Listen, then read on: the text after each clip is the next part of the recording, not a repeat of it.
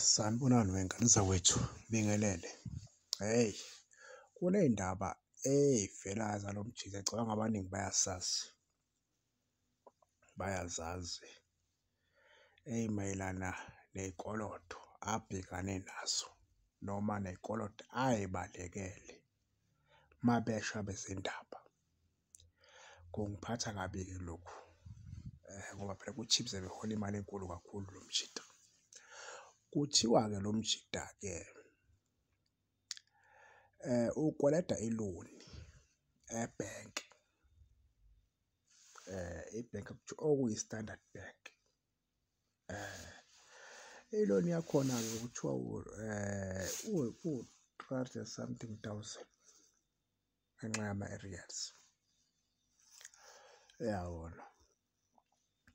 Okusho ukuthi akusiyo imali enkulu, akusiyo imali enkulu ngoba lo mjida ku-Chips ebehola imitha. Kuphinde kuthiwa-ke kube ne-home loan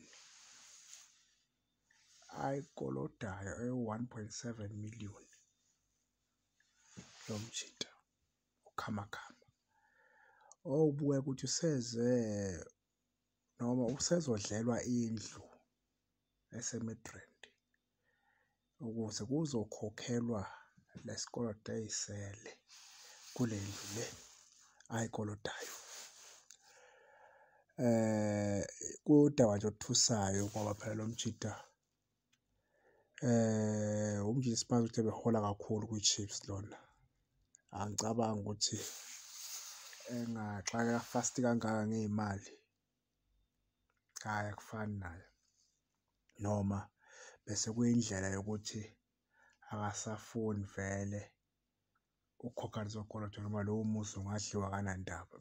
Ngokucabanga kwami angiboni ukuthi ukhababhiliyadi engahluleka ukukhipha leyo mali leyo. Imali hhayi angiboni. Liyathimba kuthiwe yamsayina ngemali e-right,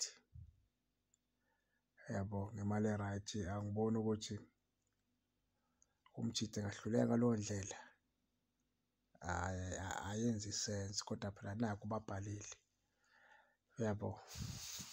Kusho ukuthi umjida-ke indlela yokubalekela iy'koloto ukuthi nje yena akasazingeni, ibhenki aliyibone, yena akasabuyi eMzansi, uyavaya uzohlala kwelakubo ngendlela nje e-right. Hhayi ukuthi ziyamhlula, ngeke zimhlule, ngeke ahlule 1 metre, ngeke ahlule ukubhadala lo home loan, ngeke. Mina ngibona nje ukuthi umjida hhayi vele sibe sekwendlela yokuthi ashiye phansi uMzansi azibhekele kwelakubo, afike athenge umuzi kwelakubo abe-right ngoba esebona ukuthi lowa la it's a waste ngoba akasahlali khona, ama-live awalawo awadlali futhi ayabiza. So hhayi, ngibona kanjalo. Nibe nobusuku obuhle y'ngane zawethu.